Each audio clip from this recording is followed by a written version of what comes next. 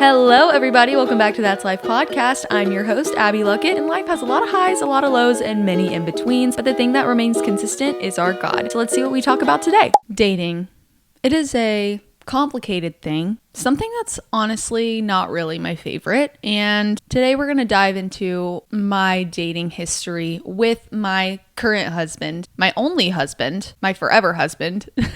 Maybe current wasn't the way that I should have worded that. The husband that I have now. We have been together for a little over 2 years total, meaning dating, engagement, and marriage. It has been a total of 2 years. Now, in today's standards and society standards, I would say that that's most likely a little fast. I would say in stereotypical Christian culture, that might be somewhat normal, maybe even a little bit long, dare I say.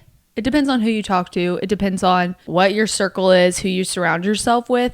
But I think one thing goes to say that we have been through it all.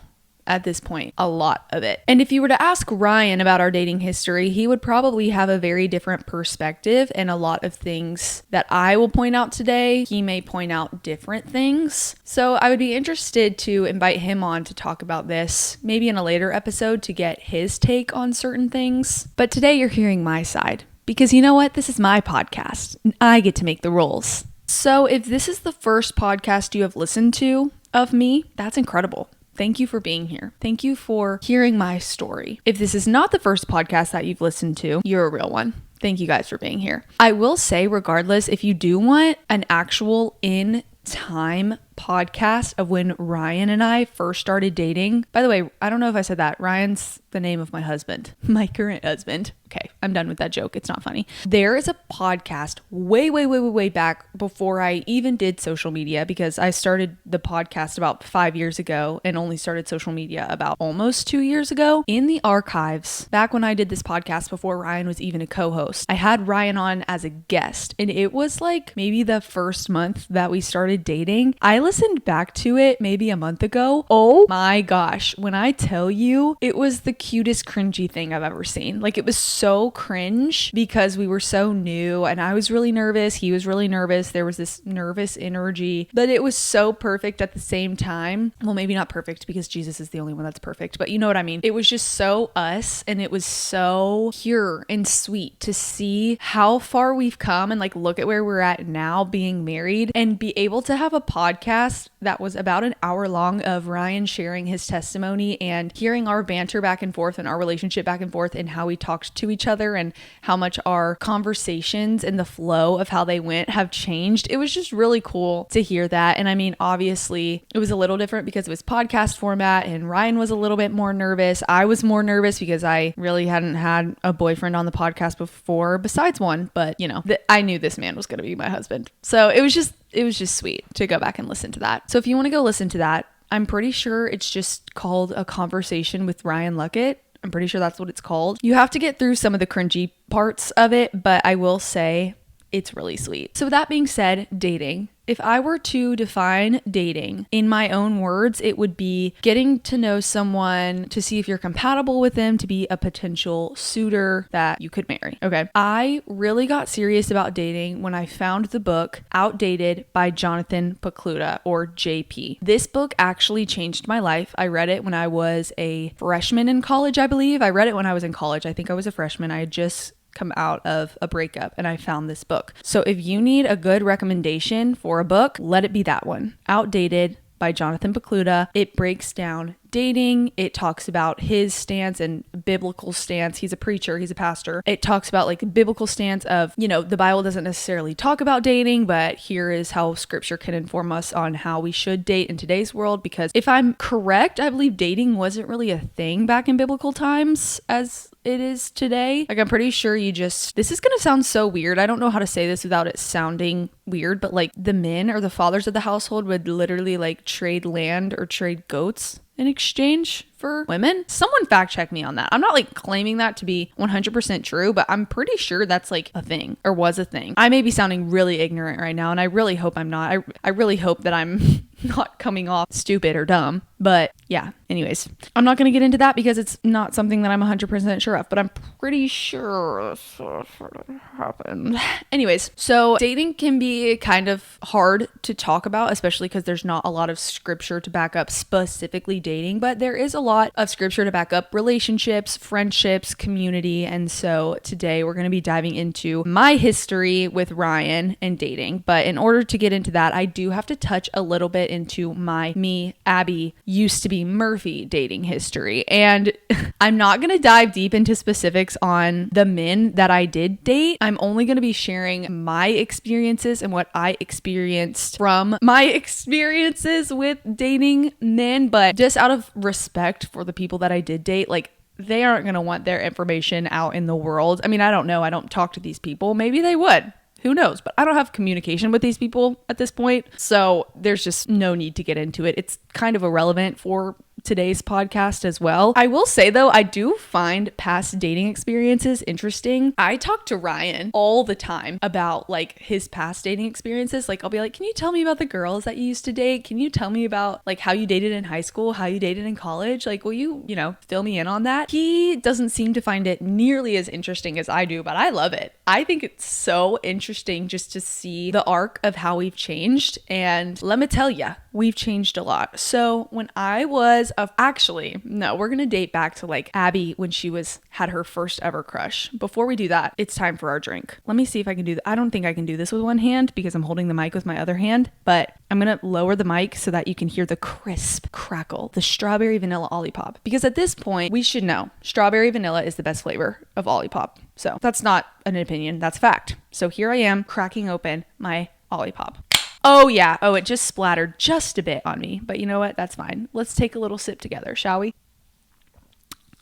Not sponsored. Wish it was. Wish it was. I had my first ever crush when I was in the 5th grade. I remember it vividly. And I don't even think this person knows that I had a crush on him, but I remember the feeling. When I tell you, I remember everything that went through little Abby's brain. I was in 5th grade. It was at the Valentine's dance. We had like a little Valentine's social. And looking back now, this is kind of weird because we had like a Valentine's queen and a Valentine's king and you would vote on it. And I guess it's the same thing as like a prom queen or a prom king in high school. But for 5th graders, that's kind of, in my opinion, a little weird maybe. Like, why are we teaching who should be like the love queen and the love king in 5th grade? Like, we're already establishing some sort of like hierarchy, some sort of like popularity thing. I don't know. Kind of weird in my opinion now looking back. But what do I know? Maybe it was like instilled some sort of learning opportunity or prepared kids for what they were going to experience in high school. I don't know. But 5th grade? I don't know. But I mean, I did have my first crush in 5th grade on that day. So maybe it was time to start teaching people the realities of life that, I don't know. Anyways, so I remember this guy got the 5th grade Valentine King or whatever the label was called. And I was hoping so bad that they were going to call my name for Valentine's Queen, and then they didn't. I was so upset. I remember what I was wearing. I was wearing a little like quarter sleeve red dress that had red lace over the top of it. It was fitted at the top and then it kind of like flung out at the bottom. White tights, brown combat boots. I was wearing my glasses, hair half up, half down. I still remember.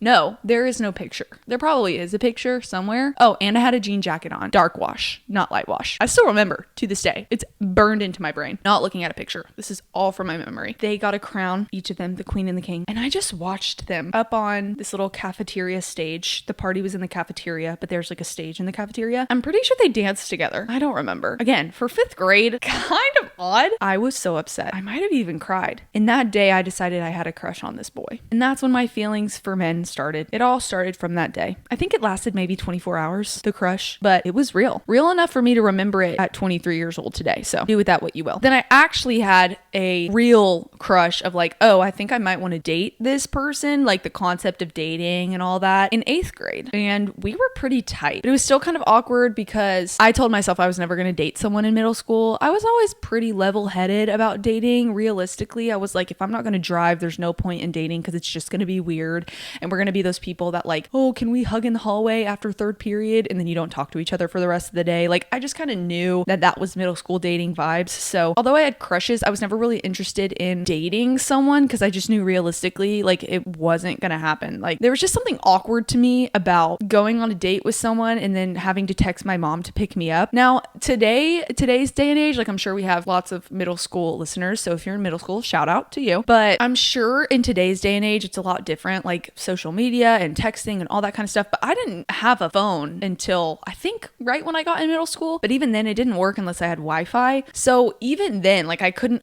text people a lot, if that made sense. So maybe I did. Maybe in 8th grade I got a phone. I really can't remember, but I do remember that in 8th grade I had like a legitimate crush, and we actually would hang out outside of school. So maybe we could have made it work. But I'm someone who, if I like make a rule or set something in my mind, I'm gonna follow it. And so I just kind of knew that I owed it to myself to be like, no, Abby, you said you weren't gonna date anyone in middle school, so you're not gonna do it. If my child were to date someone in middle school, I don't know what I would say, like if I would allow it or if I wouldn't allow it, or even if I wouldn't allow it, like they would probably still find a way to make it happen anyways. Like what are they gonna do? Like go to school and not talk to this person? So I don't know, but I'm also not making rules about how I'm gonna raise my children until Ryan and I actually start having conversations about having children, and that's a long way away, people, a long way away. But what I will say is that I do think it is a little bit unrealistic in middle school to have a boyfriend or a girlfriend when you can't drive. Like your parents are very much so involved in that relationship. And if that's something you're okay with, then great, go date whoever you want to. And well,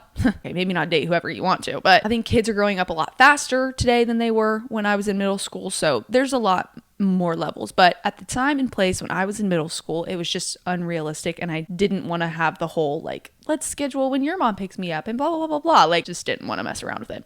So we hung out at school. We hung out in group settings. We hung out at the games, things like that. And I had the biggest crush on this man. Well, he was a boy.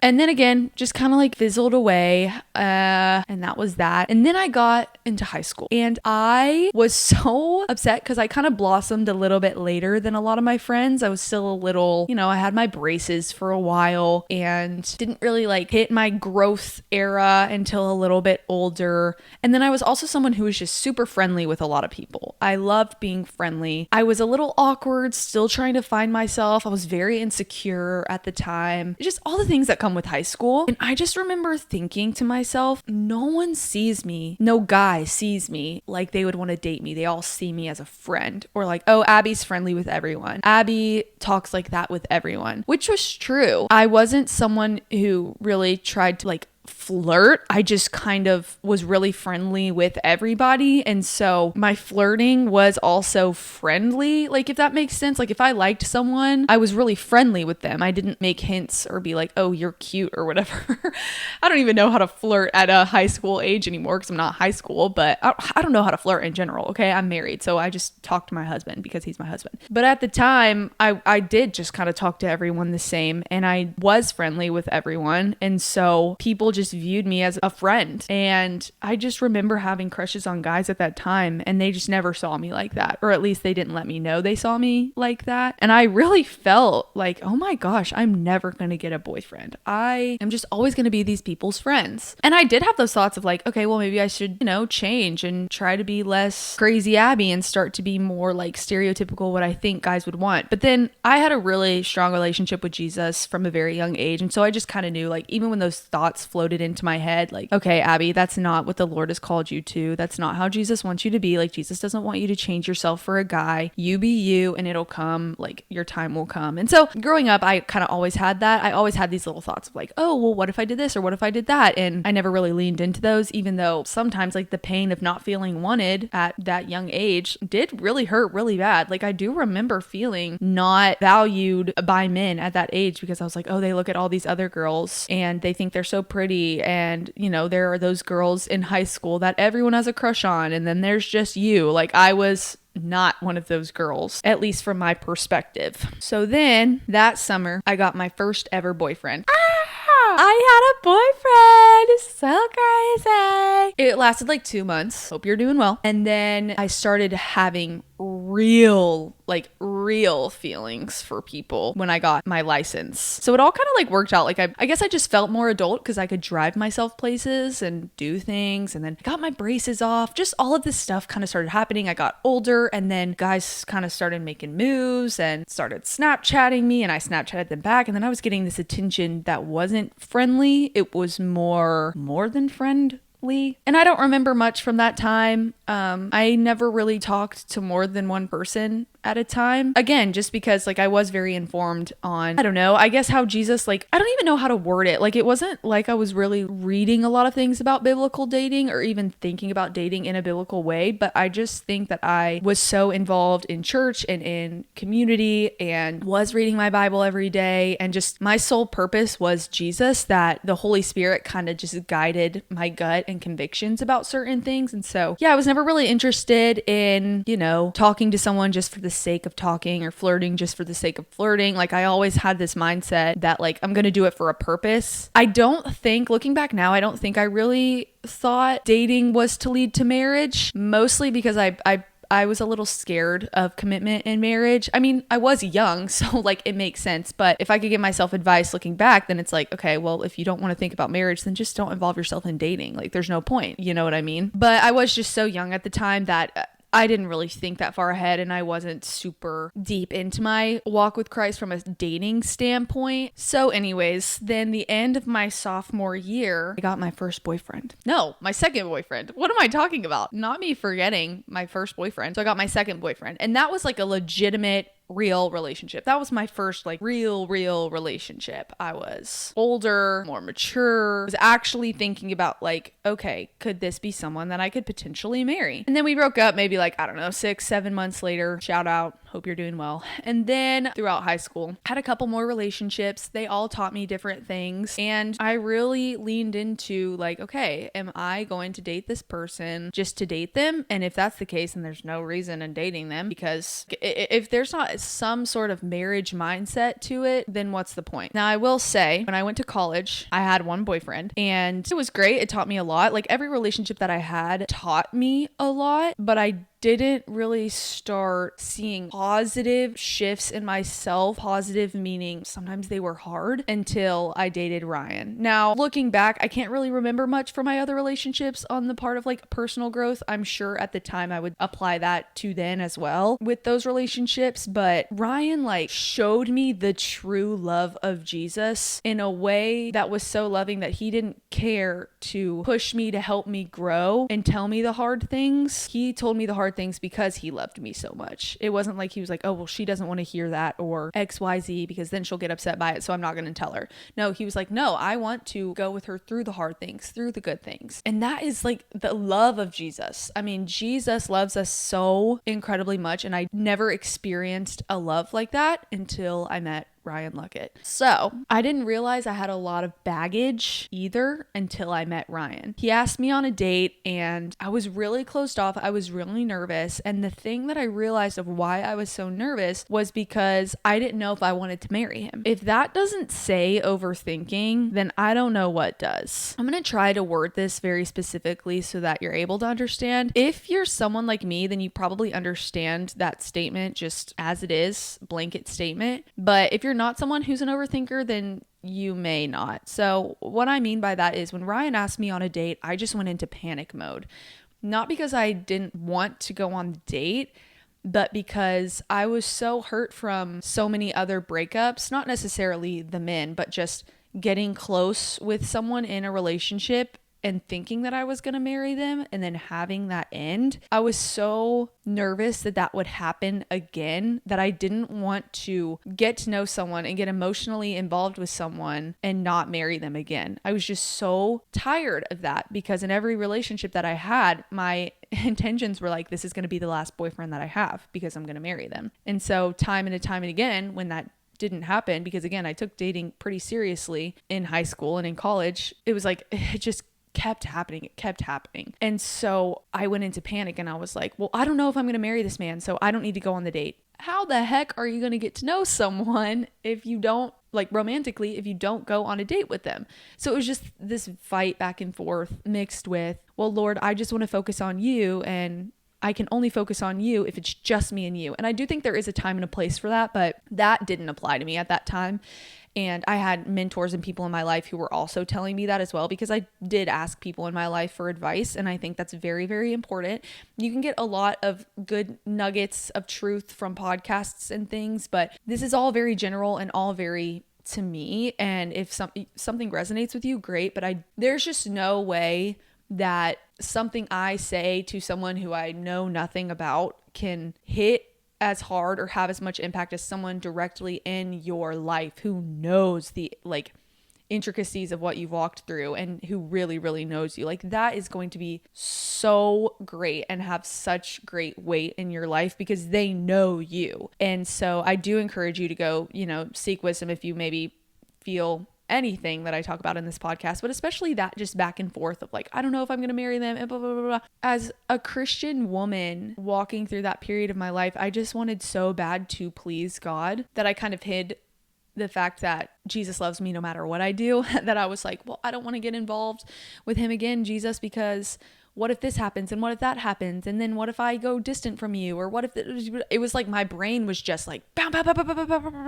trying to find every single irrational thought that I could have. And I remember sitting down with a friend and she was just like, God doesn't require perfection of you to say yes to a date. It is just a date. You're not sinning if you say yes to a date when you don't know if you're going to marry this man.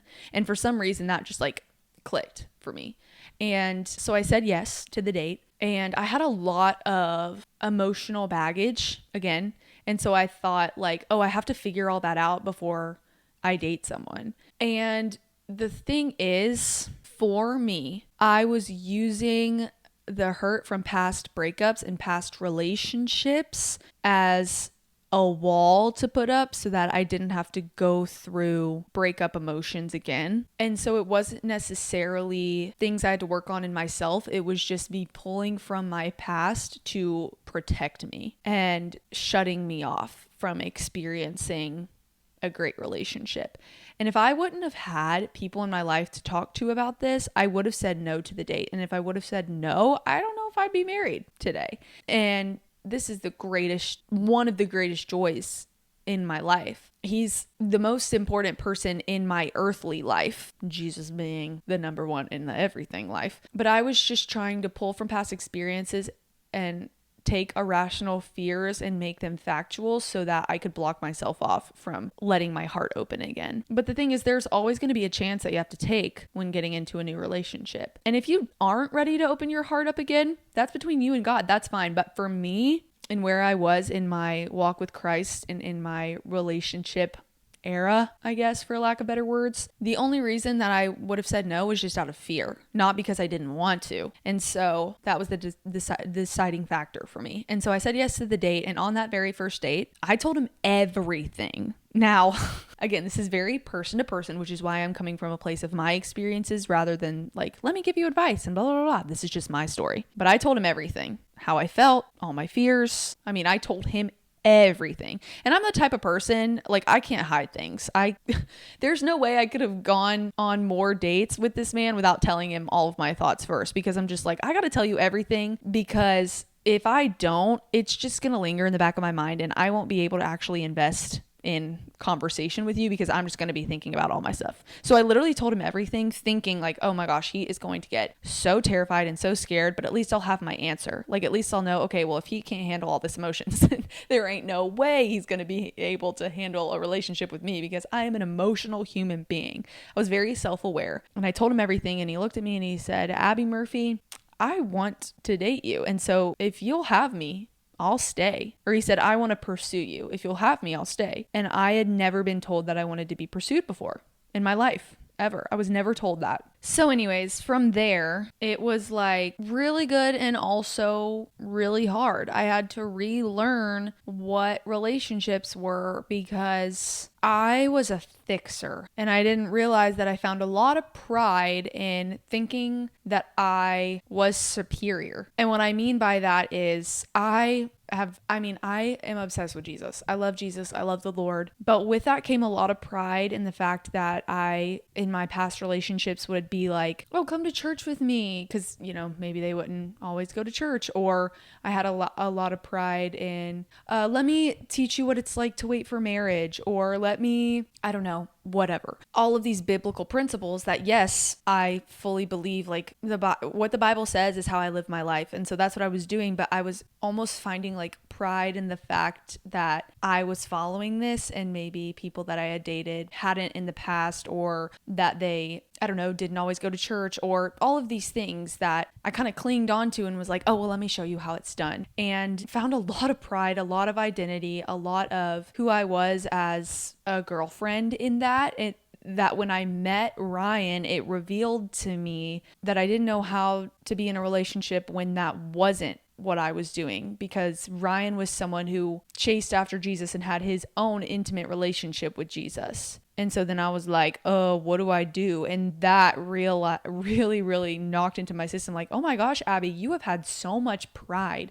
You have thought so highly of yourself because you're this Christian woman and you want to lead Ryan when he doesn't need that. He's got his own relationship with Jesus. And yes, of course, we pushed each other closer to Jesus, but it wasn't us coming together and then following Jesus. It was us following Jesus, and then if the Lord blesses it and if we decide to marry each other, then we come together. And I mean emotionally. Obviously, I was a virgin when I got married, but it was just like a total rewiring of my brain, and I had the best intentions, but I really didn't even know that I had so much. I only knew how to operate in that way for so long. And so when I met a man who truly chased after Jesus, I mean, Ryan is like David in the Bible. He is a man after God's own heart. And when I met someone like that, it scared me because I knew it was going to reveal a lot about me. And I was also scared when I met Ryan because he had such a bold faith and chased after Jesus so largely. Like, you couldn't have a 5-minute conversation with this man without knowing that he loved Jesus. And that I kind of turned into fear in my head because I knew if I were to get into a relationship with this person, I probably was going to marry him because I knew he was serious about Jesus. And that's all I had ever wanted. But I found safety and comfort in the fact that in the past, maybe that wasn't always the case. And I don't want to like put these labels on people that I used to date, but this is just growing up. We become more mature and we learn more things. And I obviously, from my dating history, was not the smartest either. So learn from my mistakes, chase after Jesus, and then he'll align when you're supposed to find someone. And I just wasn't doing that. I was chasing after someone and then trying to like find where Jesus fit in the mix of it. And so, yeah, I definitely didn't do everything perfectly. I think that's kind of the point of life, is to learn from your mistakes and then share it with others so that hopefully they can learn from things that you got wrong. And I definitely got my dating history wrong, and that played into when Ryan and I first started dating because there was just so much hardship that I really had to push through. I was so scared to open my heart up again, and then once I did, it was great. But then Ryan had to open up his heart. As to where I went into the relationship more closed up and then opened up, Ryan went into the relationship very open, and then once things got serious, he kind of closed up a little bit more. And I don't want to speak for him, so I won't go too much into his details. Again, we'll get him on the podcast and he can talk about all of his stuff. But that is where we kind of had a little butting of heads. So around January, we started dating August 25th. And then around January, we were really struggling. We were having a lot of conflict, a lot of confrontation. And again, I really hadn't had conflict like this in a relationship because I was someone who was like, oh, just stay away from conflict. You don't want to have problems. If you have problems, then you probably shouldn't be together. And I want to be with my person, so I'm just not going to talk to them about things. Do not recommend that at all, because then you have this surface level relationship. With any relationship with someone that's deep rooted, you are going to have conflict. Now, conflict is not the same as yelling and screaming and fighting and hating each other. But when Ryan and I have conflict, even now, still today, I mean, we've learned a lot about communicating styles, but so it's gotten a lot, easier over the years. But when we were first having conflict and we didn't know how to navigate and how to talk to each other, and we were learning each other's communication styles, it was really hard. And no, we never yelled at each other, but there was a lot of silence. There was a lot of awkward pauses. There was a lot of thinking. There was a lot of slow words, and there was a lot of heated conversations and passionate feelings of this is what I feel and this is what I think and this is how you've hurt me or how I'm hurting you or this is where we're getting things wrong. It was just a lot of that. And it was the best thing that we could ever go through for our relationship because we always came out the other side so much better. But we experienced that pretty early on. I mean, maybe like after 2 months of dating, we had a kind of a rough patch. November, December, beginning of January was pretty hard for us. I was still going back and forth to school, and Ryan and I are very different human beings, and we've become more like each other as we've gotten closer because obviously you become similar to the people that you spend a lot of your time with. But when we first started dating, I mean, even the things we like to do were really, really different. I was more of a homebody. He liked to go out and be with people. I shell up whenever I get emotional, and he just kind of closes off when he gets emotional. He has a very sarcastic sense of humor, and I am pretty sensitive. So we were just learning a lot about each other, and we verbalized how that made us feel. And 10 out of 10, 11 out of 10 recommend that always. You want to communicate with your person, whether it's good or bad. If you don't communicate and you don't verbalize something to someone out of the fear of upsetting that person, you are brushing something under the rug that is going to erupt at some point through either some sort of emotional breakdown or through another conflict that'll come up later. You're going to have things stored up inside of you. So if you don't take anything away from this podcast, my best piece of advice to you right now, communication is key. Communicate everything. Over communicate. Maybe not over communicate because sometimes you can create problems out of nothing, which is something Ryan and I also went through. Like there were times where I was like, I have to tell you everything that I'm going through and I have to tell you everything. And he was like, Abby, it's okay. And even in the Bible, it says if you don't need to bring something up and you can like get over it on your own, then get over it. I'm again putting that in general terms, but communication is so important in a relationship, verbalizing how you feel to someone. And I think we can take everything to the extreme, but and so that means under communicating and over communicating are both also hard on a relationship as well. But those are just things you have to learn. I can't sit here and give you advice on like, this is the perfect amount for you to communicate. Because again, people are different, relationships are different. But what Ryan and I were finding was that we really had to learn how to communicate. And it was really hard for a while. And so we came to a point in January where we were just struggling and we sat down with each other and we were like, okay, we have two options. We either break up, go about our lives, and that could be a pretty good option for us. Or we start looking at our differences as good things rather than bad things. And we start looking at our differences in ways for each of us to grow. And we take that as ways for us to stretch our personal selves and invite differences in. And we look at those as good things and we stay together. And we continue to communicate and we choose to be on the same team instead of opposing teams, because we were coming at it from just opposite sides, like my way's right and your way's wrong and this, that, blah, blah, blah, blah. We were not coming into conflict in a way of, hey, we want to be together and stay together, so let's talk about this for the benefit of both of us in the end. And so we had that conversation with each other and we really weighed it out 50-50. Each option could be beneficial and will also be hard. It was the most adult I had felt at that point in my life. And we made the decision to stay together because we wanted to be together. And from that moment, every hard conversation that we had, we went into it from, hey, we're on the same team. We want us to be together. We want us to come out of this better together. So let's have that mindset while we talk about our feelings, how we feel, our conflicts that we're having. And when I tell you, it changed the game for us. It absolutely changed the game for us. And from that moment on, we both knew we were going to marry each other because we chose it. And I never understood what people meant when they were like, oh, I chose my husband. I had only ever known love from a point of stereotypical movies where it's like, oh, you fall in love and you just have to be together because you want to be together. It's a lot more realistic than people say. It is for a lack of better terms, business arrangement, almost. Like you do choose your person. It's not going to be sunshine and roses. It's not going to be this, yes, Ryan and I are in love with each other and we have feelings for each other, but you can have feelings for a lot of people. It's choosing to be with that person. And it shifted my view of what relationships are currently. And then as we continued to communicate, learn more about each other, be on the same team, it was like peanut butter and jelly. It was like cheese on a pizza. I mean, we just went together. It was smooth sailing, great. And yes, we had our problems, but we knew after each conflict or after each thing that we went through, it made the next time easier and easier and easier. We started understanding each other more. We started learning how each other communicated, how each other felt, what our instincts were in conversations. My instinct is to be very, very sensitive. And so Ryan knows if he needs to bring something up to me, he needs to prep me in a way that helps me separate my emotions from what he's about to say. And we've talked about that over time. And for him, Ryan responds to things differently. He's not as sensitive. And so I need to go into conversations and be like, hey, I just really need you to listen and think how I would feel emotionally in this. But again, that comes with time. That comes with communication. You are never going to learn that if you don't communicate. I feel like love in the media and stereotypically today has this view on it of like, oh, you just need to get each other. And that's love. You just need to understand each other. And that's how you know you found the one.